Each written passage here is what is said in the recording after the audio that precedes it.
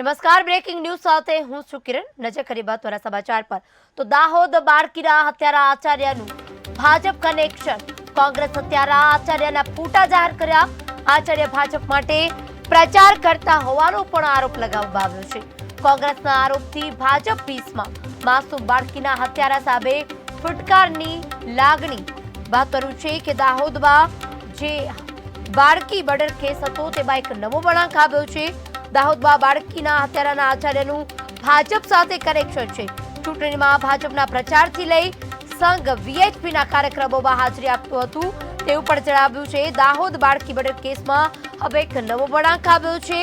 જે મર્ડર કરનાર છે આચાર્ય છે તેને ભાજપ સાથે કનેક્શન છે. 6 વર્ષની માસૂમ સાથે દુષ્કર્મનો પ્રયાસ કરનાર, બાળકીને ક્રૂરતાપૂર્વક હત્યા કરનાર શાળાના આચાર્યનું કનેક્શન ભાજપ સાથે હોવાનું સામે આવ્યું છે. જેની કેટલીક તસવીરો પણ હવે સામે આવી છે. કોંગ્રેસે આકરા પ્રહાર કર્યા છે. વિશ્વ હિન્દુ પરિષદના કાર્યક્રમમાં ભાગ લેતો તેમજ પૂર્વ મંત્રી અર્જુનસિંહ સાથે બેઠક કરતા જોવા મળ્યા. ત્યારે ગોવિંદ નટના કનેક્શન છે તે ક્યાંક ભાજપ સાથે જોડાયેલા છે.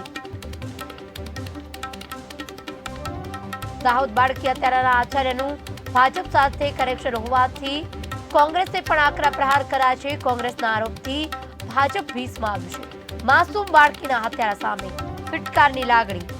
આ કેસમાં નવો વળાંક આવ્યો છે. નવા અપડેટ સાથે બાબત સામે આવી છે કે જે આચાર્યએ દુષ્કર્મ કરવાનો પ્રયાસ કરી અને બાળકીને ગોંધીને હત્યા કરી છે તેનું ભાજપ સાથે કનેક્શન છે.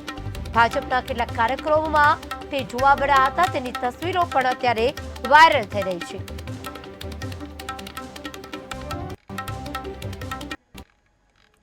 અને મહત્વના સમાચાર તો હવે છાત્રાલયમાં ભોજનમાંથી નીકળ્યો છે દેડકો. પાટણના HNGUમાં કુમાર છાત્રાલયનો બનાવ છે. જમવામાંથી થાળીમાંથી દેડકો આવતા ઉઠ્યા સવાલ. વિદ્યાર્થીઓએ ભારે હોબાળો મચાવી વિરોધ કર્યો. પાટણ કલેક્ટરને લેખિતમાં રજૂઆત કરાઈ. એક્સપાયર વસ્તુઓના ઉપયોગને પણ રાવ ઉઠવા પામ્યું છે. વધુ એક કિસ્સો સામે આવ્યો છે જેમાં ભોજનમાં ગુણવત્તા વગરનું ભોજન પીરસવાથી અનેક જીવજંતુઓ ફરી એકવાર ભોજનમાં આવતા વિદ્યાર્થીઓ હોબાળો મચાવી રહ્યા છે. ત્યારે કલેક્ટરને પણ રજૂઆત કરાઈ છે. પાટણમાં વિદ્યાર્થીઓ છાત્રાલયના વિદ્યાર્થીઓ છે તેને હોબાળો મચાવ્યો છે અને અંતે તેઓ કલેક્ટરને રજૂઆત કરવા ગયા છે. આ મુદ્દે વધુ વિગત આપવા માટે વિનોદ ઠાકોર જોડાઈ ચૂક્યા છે. વિનોદ, વિદ્યાર્થીઓના ભોજનમાં વારંવાર આવી જીવજંતુઓ આવતા વિદ્યાર્થીઓ છે તે અત્યારે હોબાળો મચાવી રહ્યા છે. અંતે કંટાળી અને તેઓ કલેક્ટરને રજૂઆત કરવા ગયા છે. કઈ કઈ માંગ કરી રહ્યા છે વિદ્યાર્થીઓ?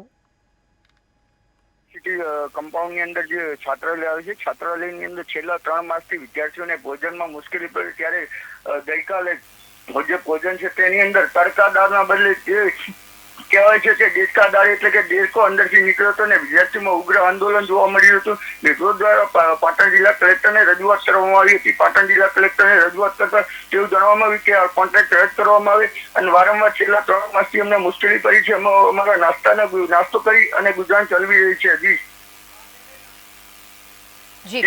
જી અત્યારે વિનોદ, વારંવાર રજૂઆત આવું એક વખત નહીં પરંતુ HNGUના વિદ્યાર્થીઓ આવી વારંવાર રજૂઆત કરતા હોય છે.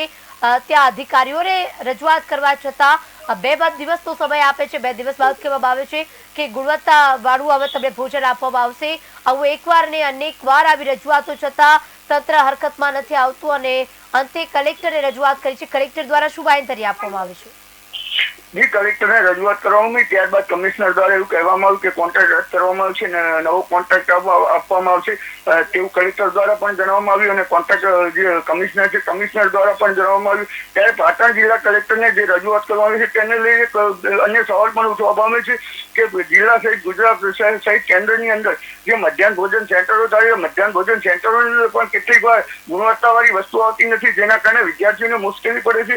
તો ખરેખર પાટણ જિલ્લા કલેક્ટરને અન્ય જગ્યા ઉપર મધ્યાહન ભોજન કેન્દ્રો છે તે જગ્યા ઉપર પણ આવો કોઈ બનાવ ન બને તે બાબતે યોગ્ય તપાસ કરવામાં આવશે કે કેમ તેને લઈ પણ ઉઠી રહ્યા છે સવાલો.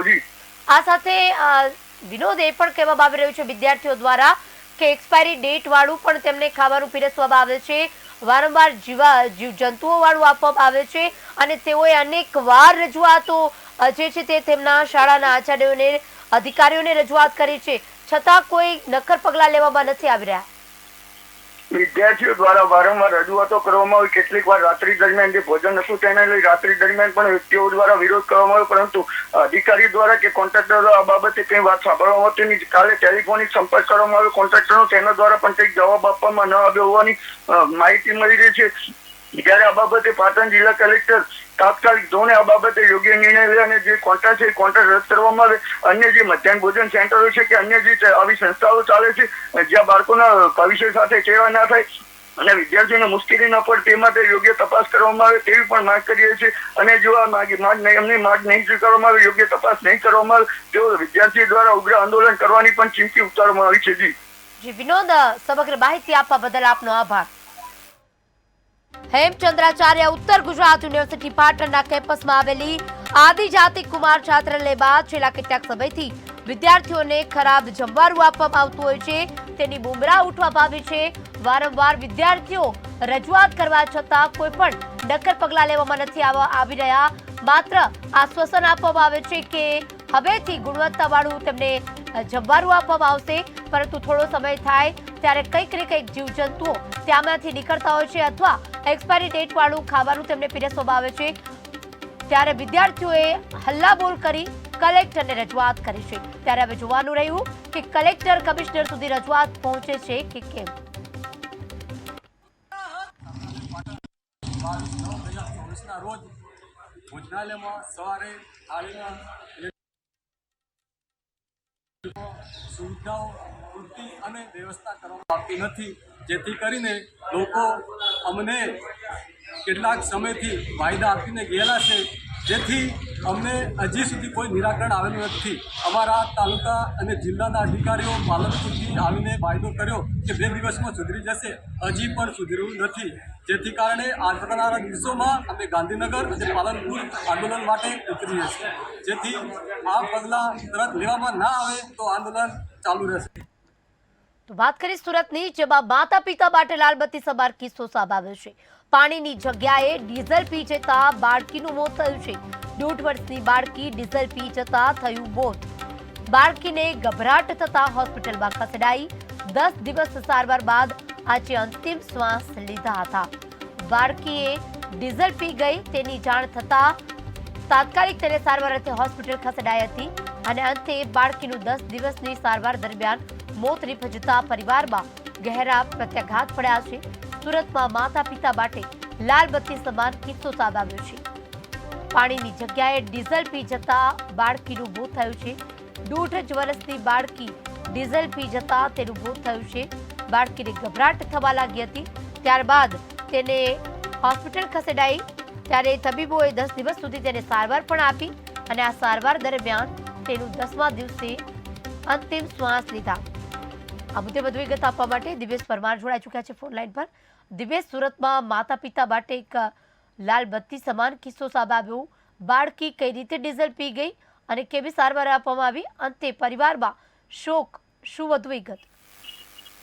ચોક્કસથી જે પ્રકારે આ સમગ્ર ઘટના છે તે માતા પિતા માટે લાલબત્તી સમાન કિસ્સો છે, કારણ કે પોતાના ઘરમાં એક નાનું બાળક હોય ત્યારે તેની આસપાસ આ પ્રકારની વસ્તુ ના રાખવી જોઈએ તેવો કિસ્સો સુરતમાં સામે આવ્યો છે, જેમાં માત્ર 1.5 વર્ષની બાળકી છે તે બાજુમાં જ રાખેલું ડીઝલ પાણી સમજીને પી ગઈ હતી।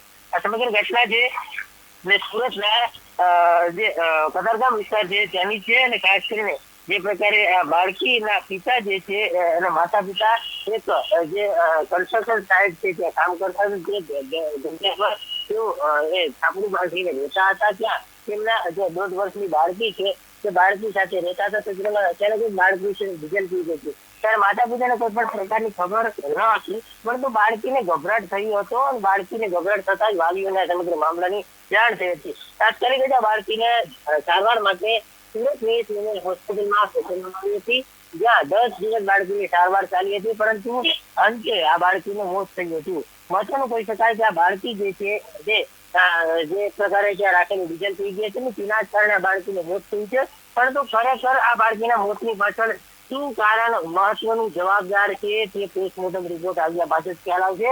કારણ કે જે પ્રકારે આ બાળકી છે તે બાળકી ત્યાં રમતી હતી તે જ દરમિયાન ત્યાં જે ડીઝલ રાખેલું હતું, જે ડીઝલ પી જવાથી બાળકીને ગભરામણ થઈ હતી અને ગભરામણમાં 10 દિવસની સારવાર ચાલી હતી. પરંતુ લાંબી સારવાર બાદ આ બાળકી છે તેની હોશ થતાની સાથે જ પરિવારમાં ગમગીની ચેત છવાઈ ગઈ હતી. જી દિવ્યેશ, એટલે કહી શકાય કે બાળકીની આ જે મા બાપની લાપરવાહીના કારણે બાળકીનો ભોગ લેવાયો છે, કારણ કે માતા પિતાએ તેવી બેદરકારીથી ત્યાં પ્રવાહી રાખ્યું હતું અને તેના કારણે તે કંઈક શરબત જેવું સમજી અને પી ગઈ હશે. તો માતા પિતાની જ બેદરકારી ગણી શકાય આ મોતની પાછળ. જી બિલકુલ. આ આખી જે ઘટના છે તે ઘટના પાછળ કહેવાય કે ખરેખર મા બાપની બેદરકારી છે. કારણ કે આ માતા પિતા માટે લાલબત્તી સમાન કિસ્સો પણ કહી શકાય. કારણ કે જે પ્રકારે આ બાળકી છે તે બાળકીની આસપાસ આ પ્રકારે ડીઝલ ભરેલું જે પ્રવાહી હોય તે કોઈ પણ વસ્તુ આ પ્રકારનું પ્રવાહી રાખવું યોગ્ય નથી. કારણ કે આ બાળક છે અને બાળકને કોઈ પણ પ્રકારની ખબર નથી હોતી, તેને કોઈ પણ પ્રકારની ભાન સૂચના ન હોવાથી પાણી સમજીને બાળકી ડીઝલ પીતી હતી. અને ખરેખર આમાં બેદરકારી મા બાપની છે. કારણ કે મા બાપ આ પ્રકારે રાખેલું ડીઝલ જે છે તે બાળકી પીતી હતી, પરંતુ મા બાપ પણ જે પ્રકારે આ ડીઝલ થી તેના ચૂલો સળગાવતા હોય છે તે અન્ય વસ્તુઓ માટે ડીઝલ રાખ્યું હોય. કારણ કે ડીઝલ જે છે તે નાના પાત્રમાં ભરીને રાખવામાં આવ્યું હતું, જેથી બાળકીના હાથમાં આવી ગયું હતું ને બાળકી પાણી સમજીને પી ગઈ હતી. એટલે આ સમગ્ર ઘટના પાછળ ખરેખર બેદરકારી હોય તો મા બાપની છે અને તે પણ ફલિત થાય છે. દિવ્યેશ, અમારી સાથે જોડાવા બદલ, માહિતી આપવા બદલ આપનો આભાર. બાળકીનું ડીઝલ પીવાથી મોત થયું છે. 10 દિવસની સારવાર આપવામાં આવી. અંતે બાળકી અંતિમ શ્વાસ લીધા. પરિવારમાં ઘેરા પ્રત્યાઘાત. માતા પિતા માટે એટલા માટે લાલબત્તી સમાન કિસ્સો કહી શકાય, કારણ કે માત્ર માતા પિતાની જે લાપરવાહી હતી, બેદરકારી હતી, ત્યાં ડીઝલ મુકાયું અને નાનું બાળક છે 1.5 વર્ષનું, તે સમજી ન શક્યું કે આ કોઈ પીવાની વસ્તુ નથી. ત્યારે પી ગયું અને ત્યારબાદ અચાનક ગભરાટ થતા તેને સારવારથી હોસ્પિટલ ખસેડાઈ. પરંતુ ભારે જહેમત બાદ અંતે બાળકીએ अंतिम श्वास हॉस्पिटल में लीधा. बच्चा खेल रहा था, खेलते खेलते वो दूसरे के घर पे गया. जाने के बाद बच्चा पानी का बोतल रखा हुआ था, उसमें डीजल भरा हुआ था. वो बच्चा पानी समझ करके वो डीजल पी लिया. उसके बाद आधा घंटा बाद उसको लेके आए मैं हॉस्पिटल. पहले तो प्राइवेट में गए, फिर उसके बाद वहाँ नहीं हुआ तो मैं सिविल में लाए. यहाँ लाने के बाद बच्चा 12 दिन रखा इधर. रखने के बाद बच्चा ने डेथ कर दिया हो. इसके बाद નવસારીમાં હોટલમાંથી બળી છે નર્સની લાશ. નર્સિંગમાં અભ્યાસ કરતી વિદ્યાર્થીનીનું મોત થયું છે. શંકાસ્પદ હાલતમાં લાશ મળી આવતા યુવતીની હત્યા કરાયાની પરિવારને આશંકા છે. નવસારી પોલીસે સમગ્ર મામલે તપાસ હાથ ધરી છે. ત્યારે યુવતી છે તેની હત્યા કરવામાં આવી છે તેવું પરિવારનું માનવું છે. નર્સિંગમાં અભ્યાસ કરતી વિદ્યાર્થીનીનું મોત થયું છે. નવસારીના હોટલમાંથી મળી છે નર્સની લાશ. નર્સિંગમાં અભ્યાસ કરતી હતી વિદ્યાર્થીનીનું મોત થતા શંકાસ્પદ હાલતમાં લાશ મળી આવતા અનેક તર્ક વિતર્કો જાગ્યા છે. પોલીસનો ધમધમાટ આ દિશામાં સમગ્ર ચાલી રહ્યું છે. યુવતીની હત્યા કરાયાની પરિવારને આશંકા છે. નવસારી પોલીસે આ સમગ્ર મામલે તપાસ હાથ ધરી રહી છે. કોણે હત્યા કરી છે કે આત્મહત્યા કરી છે, આ સમગ્ર દિશામાં અત્યારે તપાસ ચાલી રહી છે. વિદ્યાર્થીની છે તે નર્સિંગનું ભણતી હતી અને તેનું મોત થતા પરિવાર છે આક્ષેપ કરી રહ્યા છે કે તેની હત્યા કરવામાં આવી છે. શંકાસ્પદ હાલતમાં લાશ મળી આવતા પોલીસ ફરિયાદ નોંધાઈ છે અને પોલીસે આ દિશામાં તપાસ તેજ કરી છે.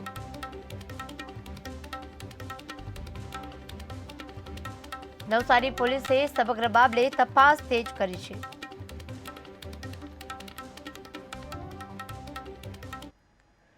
તો એએમસીના સ્વિમિંગ પુલ જીમમાં પ્રવેશનો મામલો. ડિજિટલ એન્ટ્રી કરવાની કમિશનરે રજૂઆત કરાઈ છે. રિક્રિએશન કમિટી ચેરમેન દ્વારા રજૂઆત કરાઈ. આ પદ્ધતિથી અહીં આવતા લોકોને માહિતી રહેશે. માહિતી રાખવા ડિજિટલ એન્ટ્રી કરવાની માંગ કરવામાં આવી છે. સ્વિમિંગ પુલની અંદર જીમની કોર્પોરેશનની રિક્રિએશન કમિટી અંતર્ગત આવતા 14 મોટા અને 14 નાના સ્વિમિંગ પુલ છે. આ ઉપરાંત 3 જેટલા પીપીપી ધોરણે ચલાવવામાં આવે છે. ક્યાંક ને ક્યાંક એવી ક્યારેક વિગત સામે આવતી હોય છે કે સ્વિમિંગ પુલની અંદર જીમની અંદર અનધિકૃત વ્યક્તિઓ પ્રવેશતી હોય છે અને જ્યારે અમે આ બધા સ્વિમિંગ પુલની વિઝિટ કરી ત્યારે ધ્યાનમાં આવ્યું કે જે એની એન્ટ્રી સિસ્ટમ છે એ મેન્યુઅલ છે. એટલે ત્યાં એક વ્યક્તિ બેસતો હોય છે કે જે ફિઝિકલ એન્ટ્રી કરે છે, અને આ બાબતે ધ્યાન પર લઈ અને મારા દ્વારા કમિશનરશ્રીને એક પત્ર પણ લખવામાં આવ્યો છે, અને એમાં કહેવામાં આવ્યું છે કે ભાઈ આપણે જેટલા પણ સ્વિમિંગ પુલ જીમ છે એની ડિજિટલાઇઝ એન્ટ્રી કરવામાં આવે, જેનાથી જે અધિકૃત વ્યક્તિ છે કે જે સ્વિમિંગ કરવા માટે આવે છે અથવા કોચ છે અથવા જે કોઈ પણ ત્યાંનો કર્મચારી છે એનું ડિજિટલ એન્ટ્રી થાય એટલે અનધિકૃત પ્રવેશ જે છે એને આપણે રોકી શકીએ. આ ઉપરાંત કોર્પોરેશનની રિક્રિએશન કમિટી 14 મોટા અને 14 નાના સ્વિમિંગ પુલ છે. આ ઉપરાંત 3 જેટલા પીપીપી ધોરણે ચલાવવામાં આવે છે. ક્યાંક ને ક્યાંક એવી ક્યારેક વિગત સામે આવતી હોય છે કે સ્વિમિંગ પુલની અંદર, જીમની અંદર અનધિકૃત વ્યક્તિઓ પ્રવેશતી હોય છે, અને જ્યારે અમે આ બધા સ્વિમિંગ પુલની વિઝિટ કરી. પાટણના હંગામી એસટી ડેપોમાં પ્રાથમિક સુવિધાનો અભાવથી ડ્રાઈવર અને કંડક્ટર મુશ્કેલી ભોગવી રહ્યા છે. ત્યારે મહેસાણા ડિવિઝનમાં આવતા પાટણ એસટી ડેપોમાં વહેલી સવારથી ટ્રીપમાં ફરજ બજાવતા 30થી વધુ ડ્રાઈવર કંડક્ટરો એસટી બસ સ્ટેશનમાં પ્રાથમિક સુવિધાઓના અભાવને લઈને મુશ્કેલી ભોગવી રહ્યા છે. એસટીમાં ફરજ બજાવતા અને રાત્રિ રોકાણા એસટી સ્ટેન્ડ પર આવતા ડ્રાઈવરો અને કંડક્ટરોને પ્રાથમિક સુવિધા ઉપલબ્ધ બને તેવી માંગ કરી રહ્યા છે. ત્યારે તેમની મુશ્કેલીઓ એસટી વિભાગના અધિકારીઓ સુધી પહોંચે તેવા ઉદ્દેશ્ય સાથે મીડિયા સમક્ષ પોતાની મુશ્કેલીઓની રજૂઆત કરી હતી.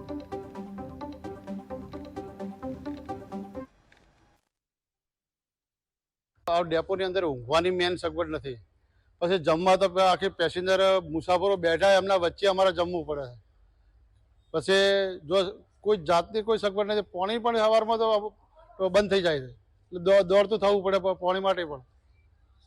સંડાસ બાથરૂમ અત્યારે તો જો હાલ રેસ્ટરૂમમાં એટલું ગંદકી પડી કે અંદર ઊંઘાય એવું નથી. હા, અહીંયા આજ વર્ષોથી આ ડેપો પેલા ત્યાંથી આયા ત્યારથી બસ અમારી આરી હાલત છે. કોઈ અધિકારીને કહેવા જઈએ તો અધિકારી ઉલટી ગંગા અમારા ઉપર ચડાવે. એટલે અમે કહેવું કે ને, આ તો એવું છે કે ભાઈ કહીએ તો અમે ગુનામાં. હવે રાત્રે અહીંયા સુરત નવસારી વાળા આવે, રાત્રે 12 વાગ્યા સુધી ઊંઘવા ના મળે. સવારમાં 4 વાગે બીજી બહારની ગાડીઓ આવે, એમાં તો મુસાફર ઉતરે એટલે 4 વાગે પાછું ઉઠી જવા. મિનિમમ 4-5 કલાક ઊંઘ મળે. એટલે પછી કોઈ થાય, કોઈ પણ એક્સિડન્ટ બીજો કોઈ થાય તો જવાબદાર ડ્રાઈવર કંડક્ટર જ જવાબદાર, બીજું કોઈ નહીં. 8, 7, 8 આવું ને સવારે 5 વાગે નીકળવાનું હોય છે મારે.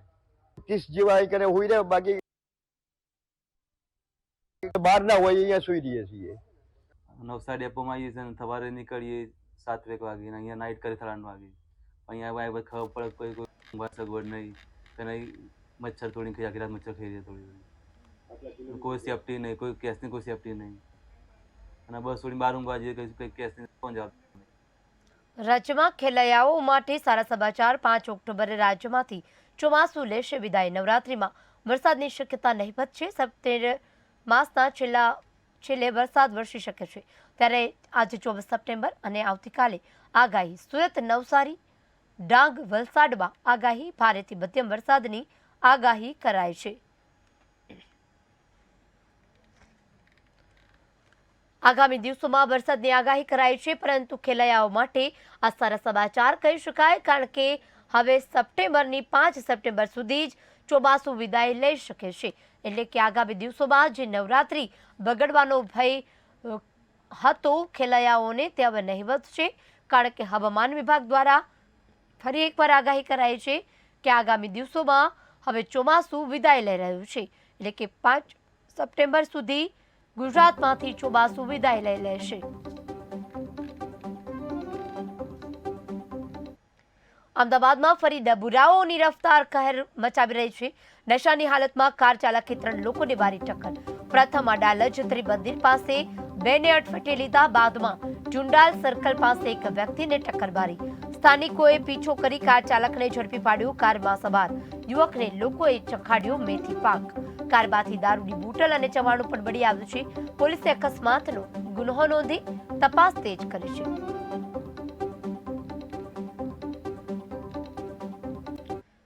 સુરતના કિમ કોસંબા વચ્ચે મોટી રેલ દુર્ઘટના કરવાનું કાવતરું નિષ્ફળ ગયા બાદ કેન્દ્રીય અને સ્થાનિક એજન્સીઓ તપાસ કરી આરોપીઓને ઝડપી પાડ્યા છે.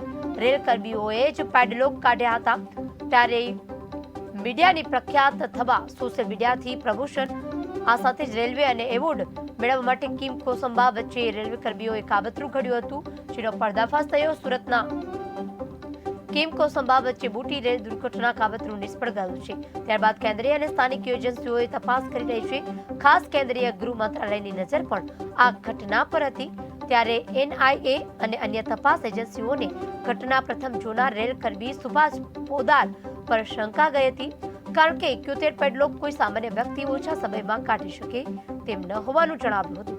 જ્યારે આ ઘટના પ્રકાશમાં આવી એ પહેલા 3 ટ્રેન ત્યાંથી પસાર થઈ હતી, પરંતુ ત્રણેય ટ્રેનના લોકો પાયલટને કોઈ પણ શંકાસ્પદ વસ્તુ નજર પડી ન હતી.